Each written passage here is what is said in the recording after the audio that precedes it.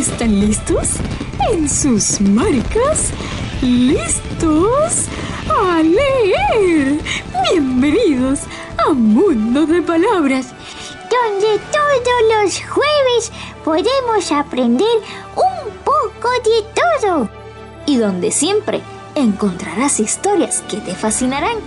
Adelante, acércate y disfruta de Mundo de Palabras.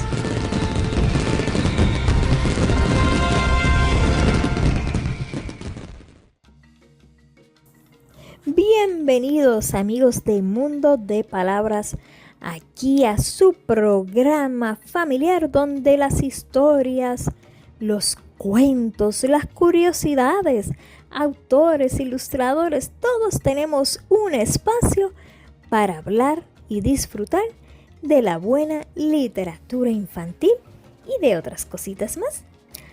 Cada uno de ustedes nos escucha gracias a la colaboración entre la Pontificia Universidad Católica de Puerto Rico, el Programa Internacional de Acercamiento a la Literatura Infantil, PIALI de Puerto Rico, y a Católica Radio por el 88.9 FM y el 89.1 en el área oeste. Bueno, amiguitos, en el programa de hoy vamos a estar dialogando con una amiga, una autora puertorriqueña y también es promotora de lectura. ¿Les fascina?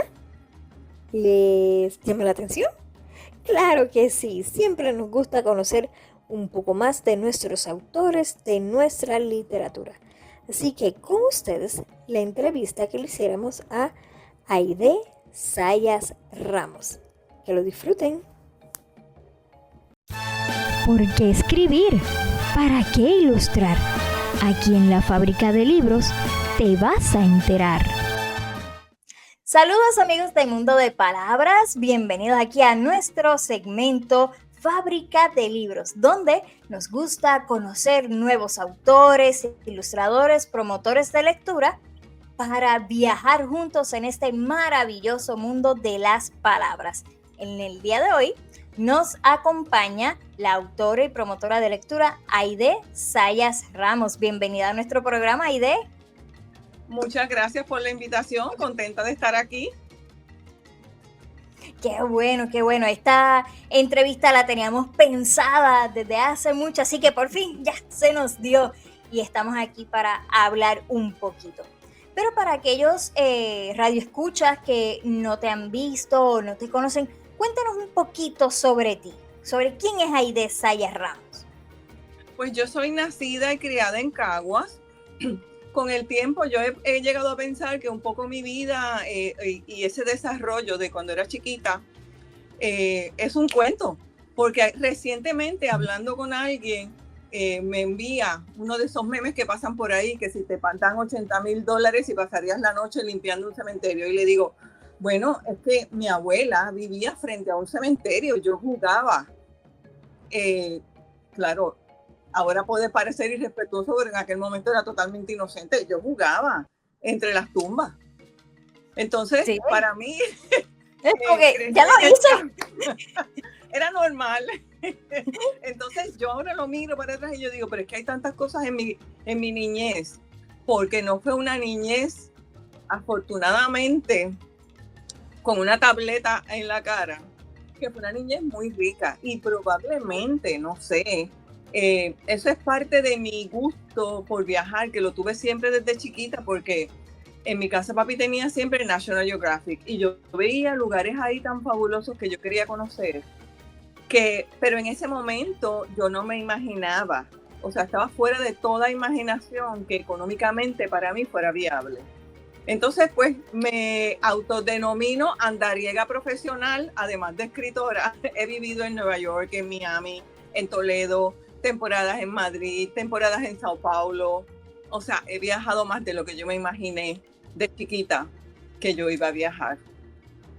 Ay, qué bien, o sea, parte de ti. Parte del cúmulo, ¿no? De experiencias y tal vez por eso la imaginación mía nunca para, porque yo he visto diferentes lugares donde las cosas las hacen diferente o no las hacen o hacen otras, que eso te abre como que la mente, ¿no? Y la visión para ser más tolerante y para tener siempre alguna inspiración para escribir.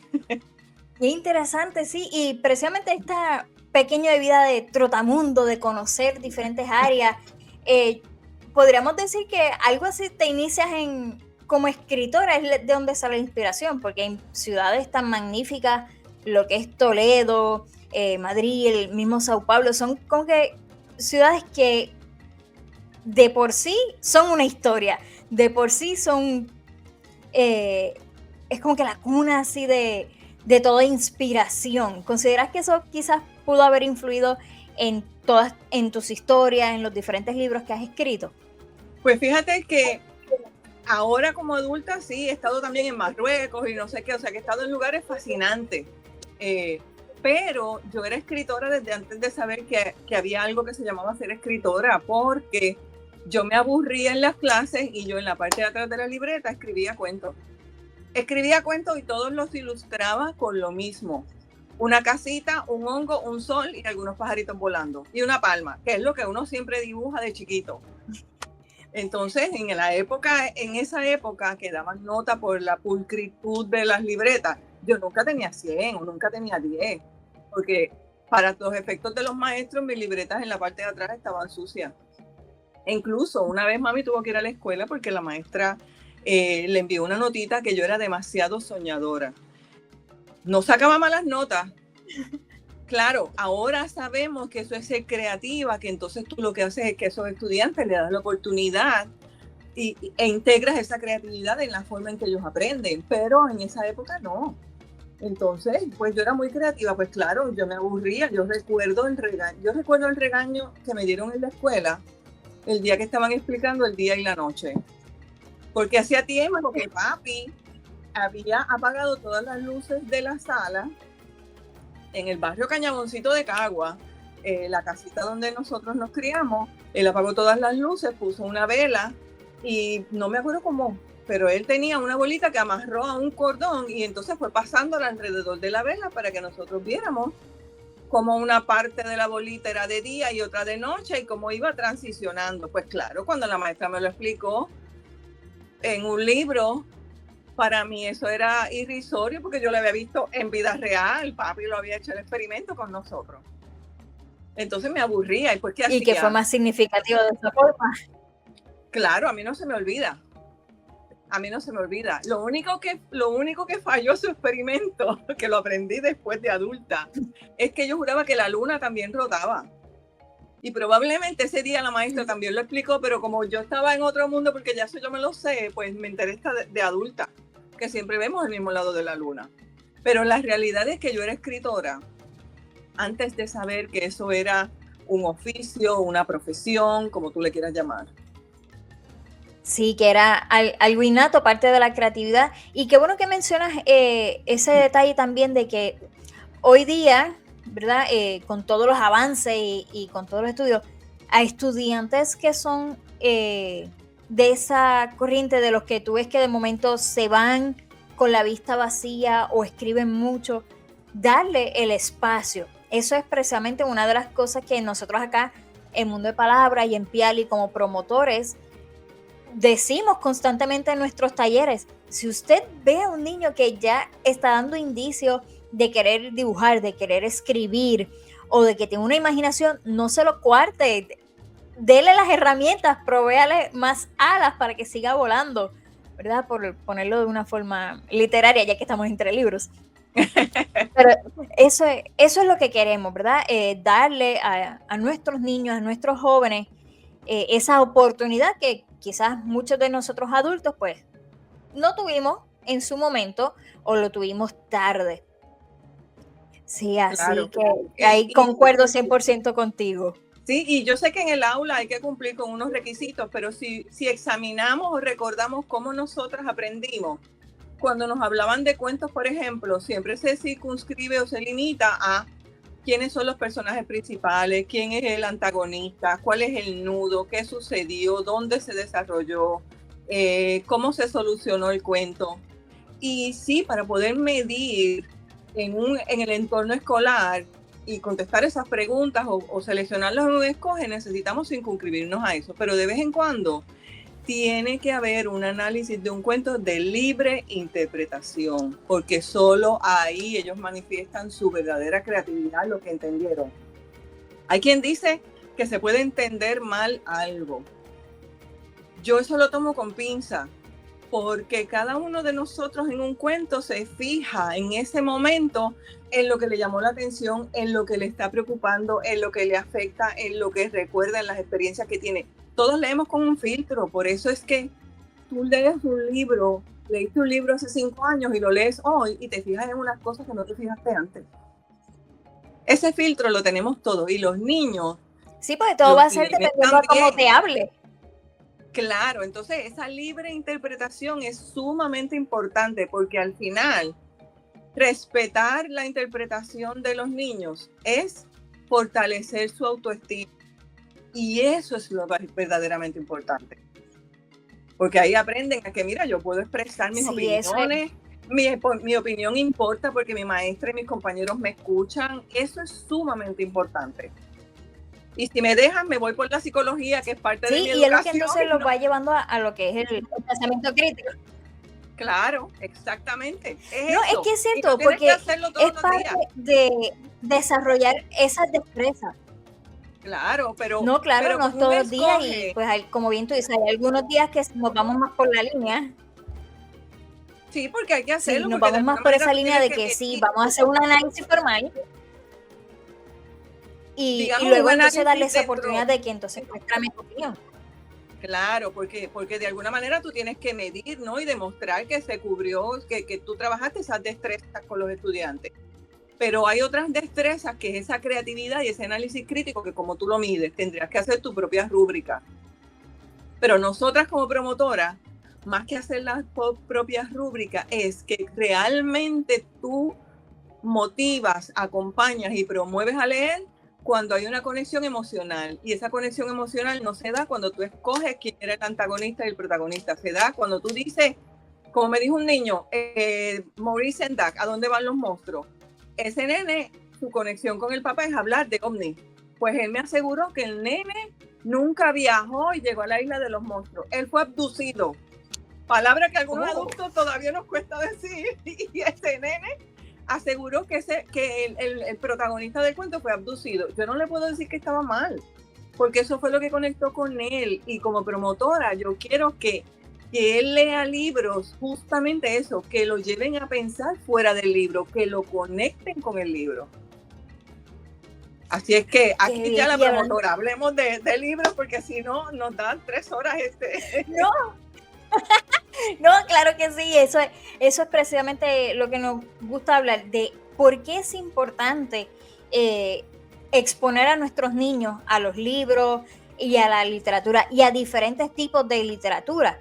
Porque precisamente eso, buscamos como promotores expandir sus horizontes, ese análisis crítico, esas destrezas, esas competencias lectoras, llevarlas al máximo nivel, ¿verdad? Dentro de sus capacidades, sin subestimarlo, porque a veces nos topamos con que, no, es que son niños pequeños, no van a llegar, no van a entender ese libro.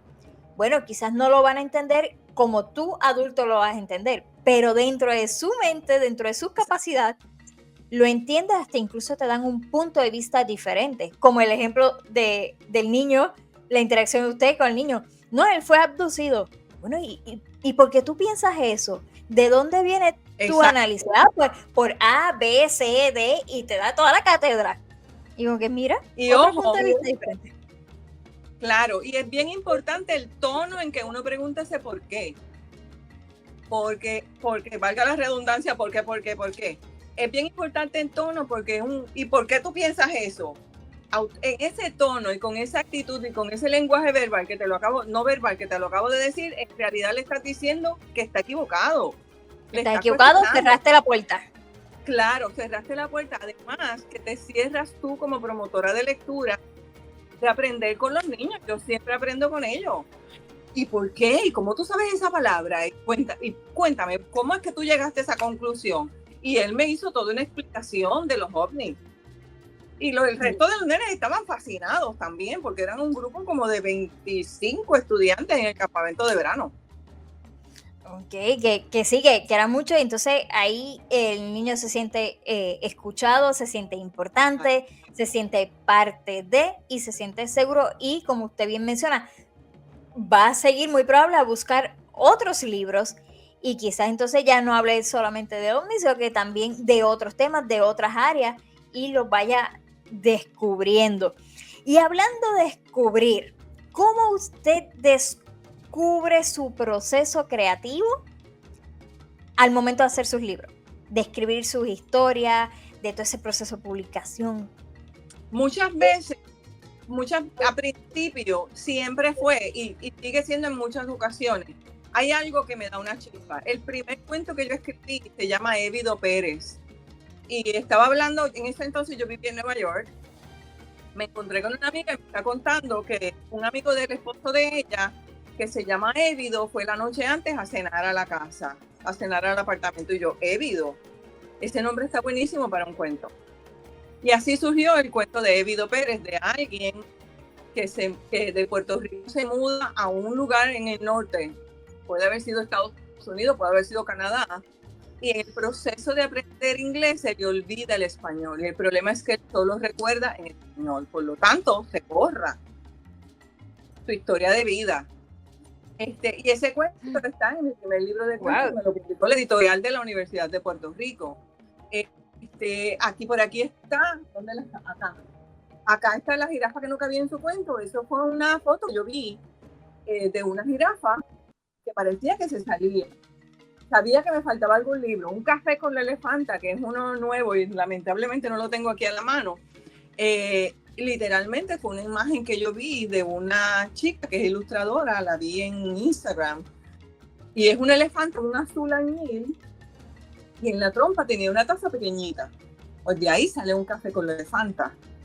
Y es una nena que no sabemos por qué la mamá no está, y la elefanta la visita y toman café juntas, y dependiendo del tamaño de la taza, es el estado anímico de la nena. Muchas veces son algo que da la chispa. Últimamente, en los últimos años, es mucho la imagen, pero también puede ser una frase. Yo tengo frases anotadas, porque yo sé que de esa frase va a salir un cuento. Frases, nombres, cualquier cosa. Con el tiempo, también he hecho, cuando yo viví en Miami, tomé 5 años de escritura creativa, porque mi trabajo yo lo detestaba, y mi única manera de mantenerme con la mente sana era salía del trabajo y me iba a tomar talleres de escritura creativa. Y entonces, estando allá, empecé a explorar y conocí a una muchacha que tuvo yo colaboré con ella por 5 años, ya de hecho viviendo en Puerto Rico. Tenía una revista que se llamaba Revista Iguana, que era una revista, la única que había en Estados Unidos en español para niños de 7 a 14 años. Y con ella me inauguro en eso de, tienes tantas palabras, este es el tema y para este grupo de edad. Y yo lo tomé como un ejercicio de los que hacía en Miami, por ejemplo, de escritura creativa. Hay personas que no les gusta.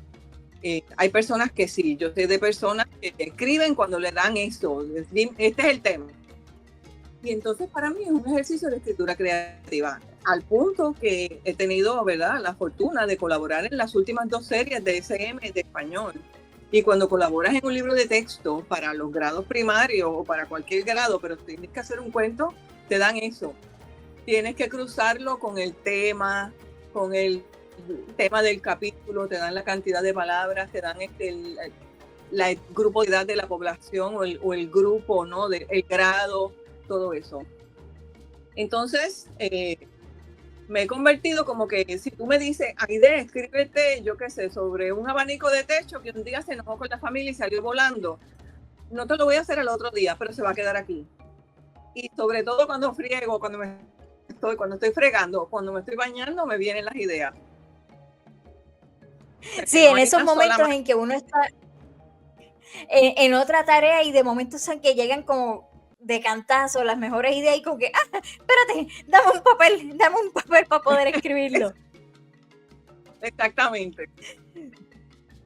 Ay, pues mire qué bien, qué interesante como su proceso creativo es de ambas partes, momentos en que surge así con por chistes por ideas, u otras son con un poco más de estructura, pero que igual usted se toma su tiempo, porque en ocasiones, ¿por qué le menciono esto? Porque en ocasiones, en algunos talleres que damos de inicios de escritura creativa, muchos de los participantes nos dicen, pero lo tengo que escribir todo ahora, todo de cantazo. Y nosotros siempre decimos, como tú te sientas, puede que te salga de una, como puede que te tome más tiempo. Y eso se lo decimos mucho también a nuestros maestros. No fuerce el tiempo para que su estudiante escriba. Así que si usted va a hacer un proyecto de escritura creativa, yo quiero que los estudiantes escriban un cuento. Ojo, tenga en consideración el tiempo, porque no todos van a llegar a escribirlo en los 50 minutos en 3 días. Exacto. Así que si, por ejemplo, usted que es toda una escritora, se toma su tiempo, no siempre le sale en un solo día. Imagínense un niño que no ha pasado no ha tenido, ¿verdad?, esa experiencia. Y entonces, de todos los libros, cada libro es diferente. Cada libro es diferente, cada proceso es diferente. Pero al momento de la publicación, que sabemos, ¿verdad?, que primero se le entrega quizás a un editor para que lo revisen, luego se comunican con quién va a ser el ilustrador, el maquetista, quien lo diseña. De todo ese proceso, ¿cuál es la parte favorita suya del proceso de publicación de un libro? Pues mira, primero que mi proceso para escribir, como tú dices, puede ser que un cuento crea yo que sale de una, pero nunca sale de una, porque, perdón, hay un proceso personal de edición antes de enviárselo al editor o a la editora. O sea, uno lo revisa, yo le llamo sobarlo, y vuelves y los lees, y lo sueltas un día, 2, una semana, y vuelves, lo lees y encuentras una palabrita que mejorar, encuentras una repetición, dijiste agua 3 veces en un mismo párrafo, pues ¿cómo yo hago para cambiar? Que la idea de lo que yo quiero decir no cambie, pero no repetir la palabra. Ese proceso para mí es lento. Yo disfruto mucho de todo el proceso, aunque realmente el proceso es lo que yo me disfruto, ya que el libro sale, como que ya salió, ya está caminando solo, déjame venir con el siguiente. Cuando hay interacción, o con el editor o la editora, o cuando es con los ilustradores, ilustradoras, entonces hay ese insumo. A mí me encantaría, y siempre algún día un libro mío, pero yo siento también que si yo me dedico a ilustrar, en algún momento gano las destrezas y el conocimiento para poderlos ilustrar, yo no los ilustraría como quiera, porque se pierde esa interacción con este otro profesional de la palabra, que la imagen también es palabra. Se pierde, me pierdo de aprender, me pierdo de enriquecer mi obra, me pierdo de tener otro punto de vista. Entonces esa interacción con los editores, editoras, pues a veces, pero caramba, me cambió esta palabra, y después vuelvo y lo leo y conversamos. A mí conversar sobre los cuentos y que la edición sea algo dinámico, a mí eso yo me lo disfruto mucho. Y cuando entra la parte de ilustrar, cuando son libros ilustrados, o por ejemplo, aquí puedes ver arriba el álbum de Don Carlos, que se ve como que una foto, ese que está ahí, se ve una foto, ese es mi papá cuando se graduó de 4º año. Entonces el proceso de montar ese libro con el editor, con la persona de la editorial que decidió publicarlo, y montar las fotografías, ese proceso es bien enriquecedor. Yo me lo disfruto mucho.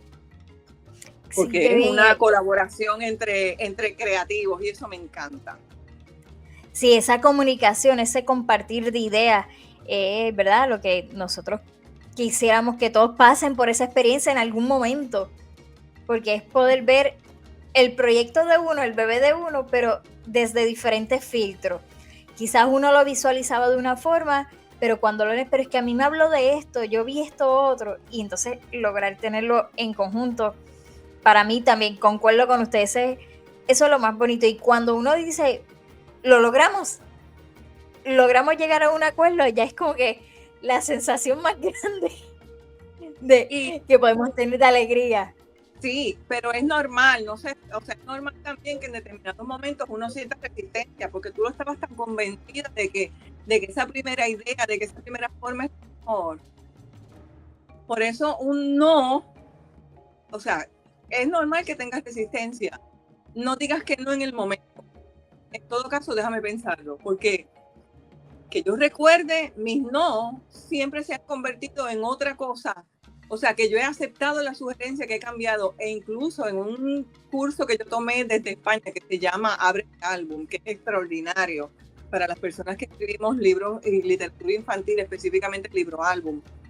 El último ejercicio, después que yo llevaba 2 meses y medio, porque el curso es de 3 meses, trabajando el mismo cuento. Tienes que seleccionar un cuento y vas a trabajar con las diferentes etapas. El último ejercicio yo me quedé fría. Yo, no, yo no quiero hacer eso en mi mente, porque era cambiarlo totalmente, cambiar quién lo contaba. Cuando yo hice el ejercicio, primero respiré hondo, tardé como 2 días en pensarlo, porque la clase, cuando yo lo hice, yo quedé maravillada, porque el cuento se convirtió en algo mucho mejor. En la penúltima clase, después de 2 días de resistencia. Entonces, si usted de momento se resiste, no se sienta mal, es parte del proceso también. Es parte de los cambios, parte de vivir esa experiencia. De momento con que resistencia, pero fluya. Crea en usted y en el proyecto y en lo que están trabajando con usted. Ay, qué bien, Aide. Me encanta esta entrevista. Vamos en viento de papá y como bien tú dices, si nos dejan aquí, estamos muchas horas más. Sí. Pero lamentablemente acá en la radio el tiempo está bastante medido. Pero antes de irnos, de todo lo que hemos hablado, si quizás pudieras darle un mensaje de motivación a nuestros niños, a nuestros jóvenes que nos escuchan, a los maestros, padres, bibliotecarios que nos escuchan, de tu punto de vista como promotora de lectura y estas personas que quieran dedicarse a promover la lectura en niños y jóvenes o quieran simplemente hacerlo desde su familia, algo pequeño, no tiene que ser tan grande. ¿Qué consejo tú le darías como ese primer paso, ese aliento para que sigan con ese deseo? Lo primero es que no imponga lectura. Deje que el niño o la niña decida qué quiere leer. Segundo, tenga una mente abierta de qué es ser lector o lectora, porque tradicionalmente pensamos que un lector o lectora es alguien que se lee una novela clásica, 500 páginas. Si lee manga, si lee novelas ilustradas, si lee cuentos cortos, si lee literatura infantil, tiene 25 años, es lectura. Entonces sea muy abierto. Si es una lectura, se en que sea lector o lectora. Respete y asegúrese de que haya una conexión emocional. Lo otro es, si usted quiere que una niña lea lo que ellos leen. Mamá, que yo quiero leer este libro, léalo usted también. Que no tenemos tiempo para a lo mejor sentarnos a discutirlos hasta los domingos, si acaso, lo que sea. Si van con usted en el carro a hacer compras, si los busca a la escuela, este puede ser el momento de una tertulia de ese libro que está leyendo. Si mi sobrino cuando era chiquito no hubiese llegado a mi casa con un bonchecito de libros y todavía tenía una vocecita, nosotros le decimos que tenía voz de Elmo, porque él hablaba así siempre cuando era chiquito. Entonces él llegó con un libro y me dijo, Titi, yo quiero que te leas mi libro favorito. Yo me leí todos los libros de Capitán Calzoncillo, porque no es un libro que yo hubiese seleccionado para leer, pero yo tenía que hacerlo porque él llegó, él quería compartir conmigo su libro favorito. Yo tenía que leérmelo y me lo leí, me lo disfruté y muchísimo más me disfruté hablar del Capitán Calzoncillo con él. Entonces, esas 3 cosas, que sea emocional, deje que diga que quiere leer, asegure que tenga interpretación y que usted escuche y que usted le hace lo que ellos se leen. No es cierto que el literatura infantil es solamente para los niños. Lo así mismo. Eso es lo bonito de esta parte de la literatura. La literatura infantil es para todo el mundo. Bueno, Aide, muchas gracias por estar con nosotros. Si alguien quiere contactarte, ¿verdad? Estamos presentando ahí tus contactos en redes sociales. Te encuentran como Aide Sayas Ramos. ¿Verdad? Correcto. Y Vivo del Cuento PR. Aide con 2 E. Aide con 2 E. Aide Sayas Ramos en Instagram y en Facebook.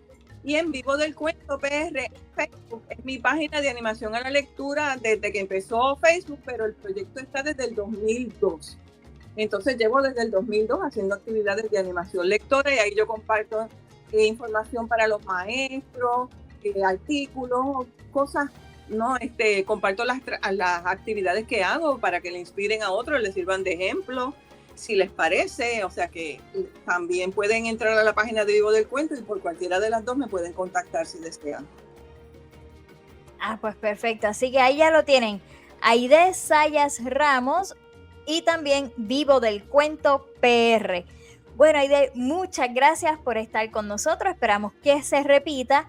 Y nosotros acá en Mundo de Palabras continuamos con muchas aventuras. ¡Nos vemos! ¡Qué entretenido! Ahora vamos a unos mensajes de interés y ya regresamos a Mundo de Palabras. Ahora regresamos a Mundo de Palabras. ¿Qué será lo que vamos a aprender ahora? Bueno amigos, estamos de regreso aquí a Mundo de Palabras, así que disfruten de todo lo que tenemos para ustedes. Conoce a tus santos.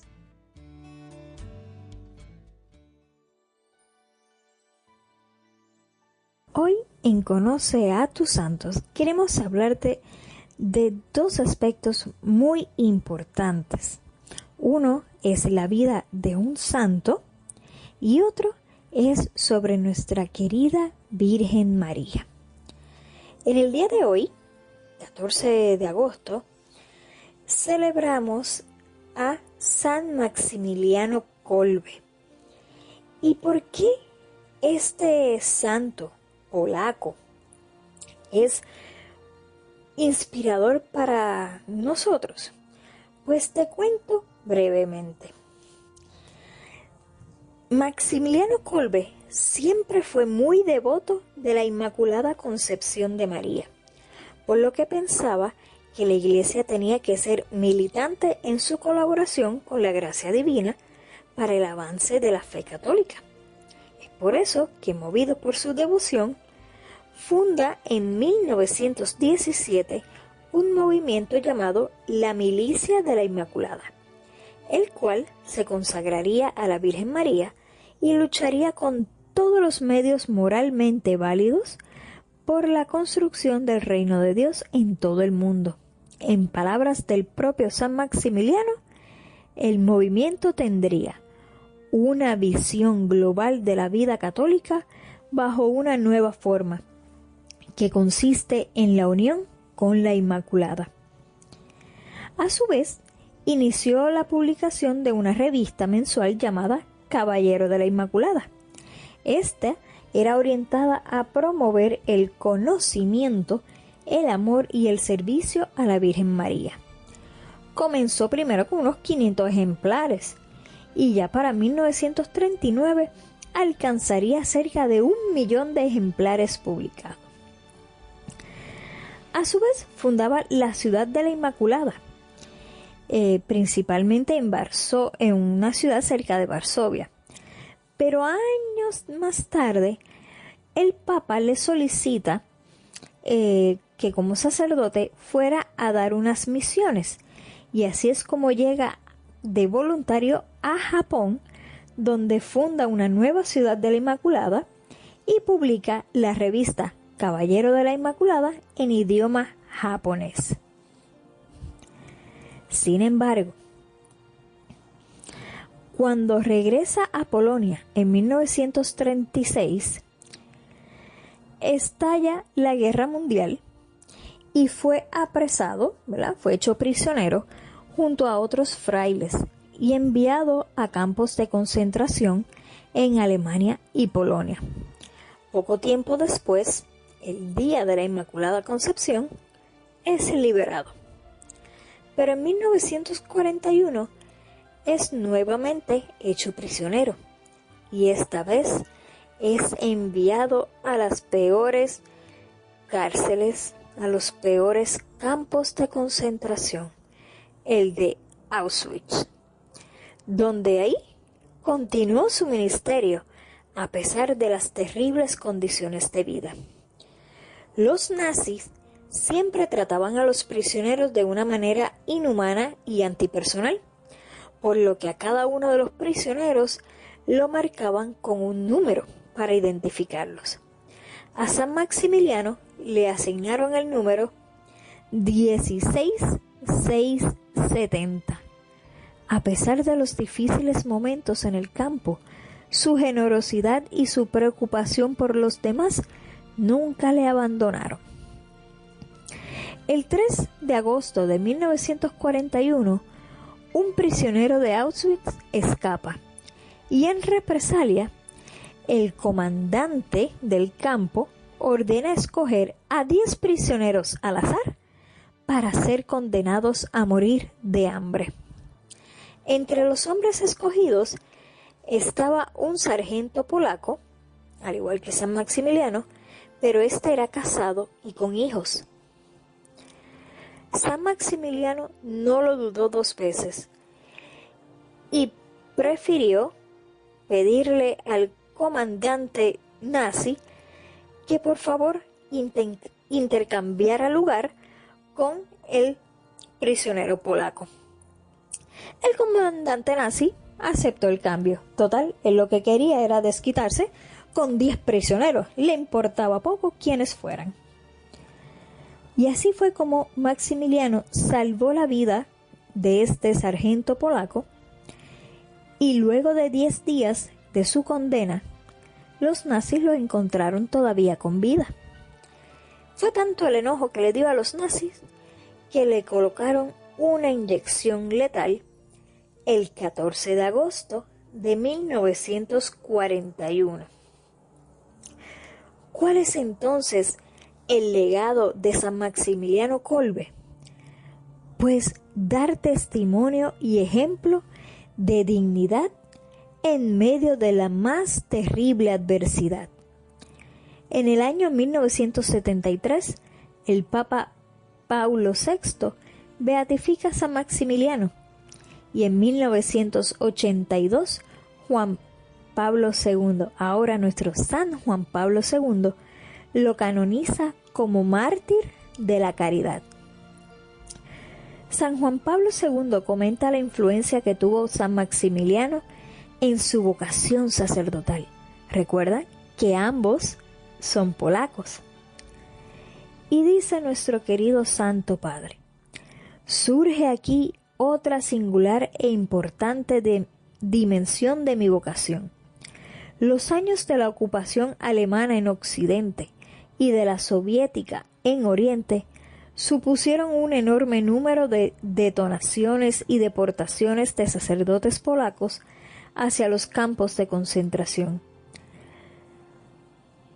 Solo en una ciudad fueron internados casi 3.000 en un campo de concentración. En otros campos, como por ejemplo el de Auschwitz, donde ofreció Kolbe su vida por Cristo, fueron miles más. Maximiliano Kolbe es el primer sacerdote canonizado después de la guerra, un franciscano. Una bonita historia y que guarda mucha relación con otra festividad que tendremos en el día de mañana, 15 de agosto, que es la solemnidad de la Asunción de la Virgen María.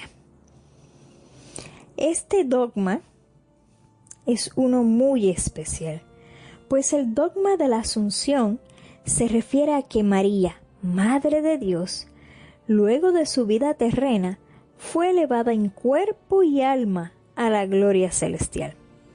Este dogma fue proclamado por el Papa Pío XII en 1950 y dice así: Después de elevar a Dios muchas y reiteradas preces y de invocar la luz del Espíritu de la verdad para gloria de Dios omnipotente, que otorgó a la Virgen María su peculiar benevolencia, para honor de su Hijo, Rey inmortal de los siglos y vencedor del pecado y de la muerte, para aumentar la gloria de la misma augusta Madre, y para gozo y alegría de toda la Iglesia, con la autoridad de nuestro Señor Jesucristo, de los bienaventurados apóstoles Pedro y Pablo, y con la nuestra, pronunciamos, declaramos y definimos ser dogma divinamente revelado que la Inmaculada Madre de Dios y siempre Virgen María, terminado el curso de su vida terrenal, fue asunta en cuerpo y alma a la gloria del cielo. ¿Y por qué es entonces importante para nosotros los católicos que recordemos y profundicemos en este dogma de la asunción a la Santísima Virgen María al cielo? Y es que la asunción de la Santísima Virgen constituye una participación singular en la resurrección de su Hijo, porque es una anticipación a la resurrección de los demás cristianos. Para nosotros, hombres, mujeres, niños y jóvenes, comenzando esta era cristiana, radica en la relación que hay entre la resurrección de Cristo y la nuestra. La presencia de María, mujer de nuestra raza, un ser humano como nosotros, se halla en cuerpo y alma glorificado en el cielo. Es una anticipación a nuestra resurrección. Así que, amiguitos, celebremos juntos este dogma en la cual reconocemos la gran labor de la Virgen María en la tierra, que hasta su propio Hijo vino a buscarla y llevársela en cuerpo y alma, sin dolores, sin penas, simplemente lo que nosotros queremos aspirar. Así que en estos días, hoy 14, San Maximiliano Kolbe imitó a Cristo con el amor al prójimo, dando su vida por el prójimo. Y mañana 15 de agosto recordamos y damos gracias a la Virgen María, que fue asunta a los cielos. Síguenos aquí en Mundo de Palabras, que esto continúa.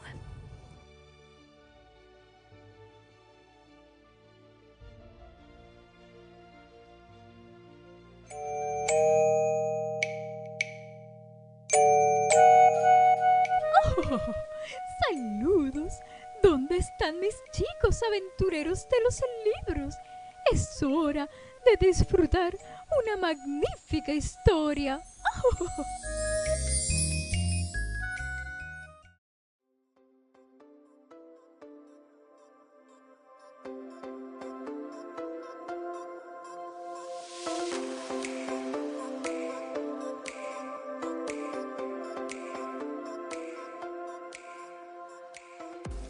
Las crayolas de regreso a la escuela, de Drew Daywalt.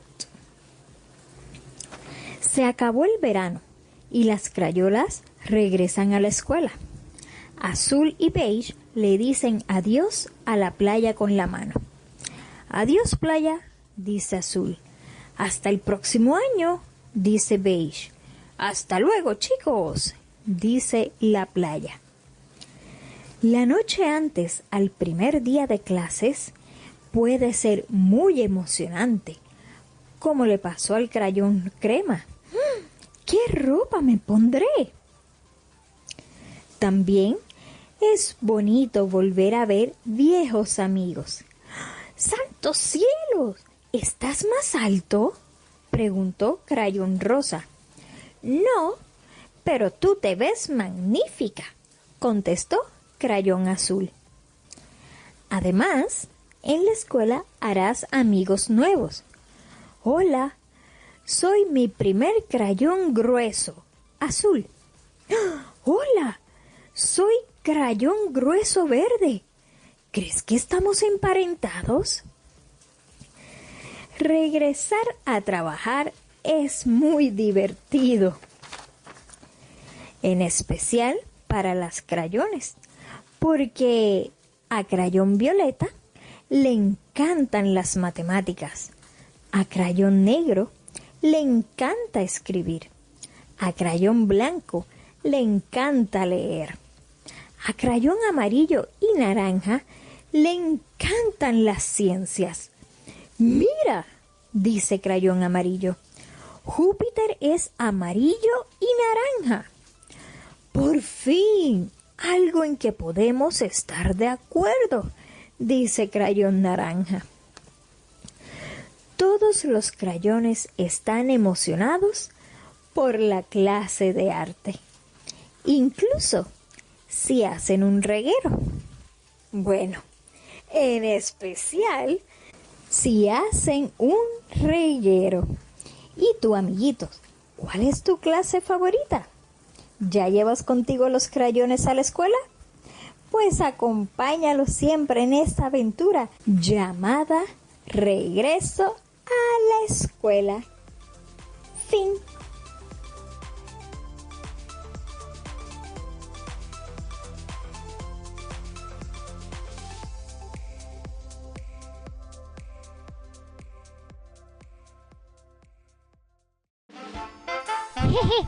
¿Sabes qué? Ahora vienen curiosidades muy curiosas.